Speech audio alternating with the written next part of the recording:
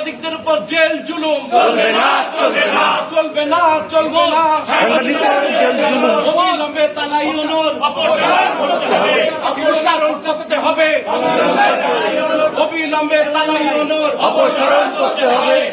আমরা মনে করছি যে এটি হচ্ছে বাংলাদেশের ইতিহাসে একটি কালো অধ্যায়, যে জন্য আজকে বৌদ্ধ বিভক্ত সাংবাদিক সমাজের সবাই আজকে প্রায় এখানে উপস্থিত আছে এবং এখানে সবার পক্ষ থেকে বলছে আসলে আমরা কি জন্য আজকে এসেছি। আগে যে ইউনুস সাহেবের কাছে অভিযোগ করেছিল যে তাকে মারপিট করা হয়েছে, ইউনুস সাহেব ঘটনাস্থলে ছিলেন না। ইউনুস সাহেব তার নিজের লোকদের সাক্ষী নিয়ে একজন প্রকৌশলীকে টিপু মারপিট করেছে এরকম অভিযোগে তারপরে সাজা দিয়েছেন। আমার কথা হচ্ছে যদি টিপু অন্যায় করে তাহলে রেগুলার আইনে তার বিরুদ্ধে থানায় মামলা করতে পারবে, তাকে অ্যারেস্ট করে দিতে পারবে। উনি নিজে এই দায়িত্ব দিয়েছেন। আমার মনে হচ্ছে যে এর মধ্যে কোনো ইনটেনশন কাজ করেছে এবং এটা অন্যায়ভাবে দেওয়া হয়েছে। আপনার সাংবাদিক রকনুজ্জামান টিপুকে প্রতিবাদে দ্বিতীয় দিনের মতো ছাত্র সাংবাদিক সমাজের ব্যানারে আমরা আজ অবস্থান ধর্মঘটের কর্মসূচি পালন করছি। আপনারা জানেন গত পরশুদিন সম্পূর্ণ অন্যায়ভাবে আজকে এই সাংবাদিক রকনুজ্জামান টিপুকে 10 দিনের কারাদণ্ড আবার সেই লুটপাট বা অন্যান্য বিভিন্ন ঘটনার সাথে যুক্ত হয়েছেন এবং যুক্ত হয়ে বিভিন্ন জায়গায় টেন্ডারবাজি, বিভিন্ন জায়গায় হাট বাজারের ইজারা, বিভিন্ন জায়গায় খাস কালেকশনের নামে বিভিন্ন খাল বা অন্যান্য খেয়াঘাট এগুলো তালায় নিয়ে যারা লুটপাট করছেন, এগুলো কিন্তু আমরা সাংবাদিক সমাজ সবাই কিন্তু কম বেশি এই বিষয়গুলো অবগত রয়েছে।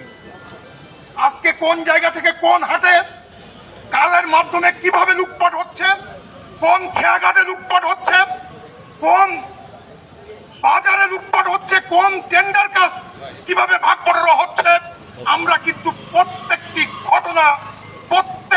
ঘটনাই কিন্তু আমরা সুনির্দিষ্ট করে কার মাধ্যমে কোথায় কিভাবে টাকা যাচ্ছে আমরা প্রতিটি বিষয় কিন্তু আমরা অবগত রয়েছে।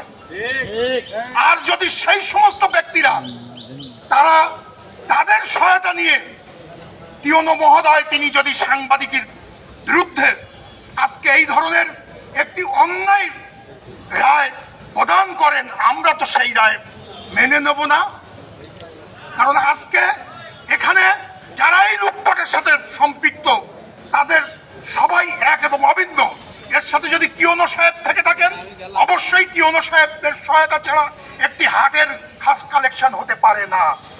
আমাকে হচ্ছে এমনই আজকে সেই সমস্ত লুটপাটের সাথে যারা যুক্ত হয়েছেন আজকে তাদেরকে নিয়ে যদি টিওনো সাহেব মনে করেন যে আজকে সাংবাদিককে সাজা দিয়ে একজন সাংবাদিককে সাজা দিয়ে সকল সাংবাদিকের মুখ বন্ধ করবেন, আমি বলবো টিওনো রাসেল সাহেব আপনি ভুল করেছেন।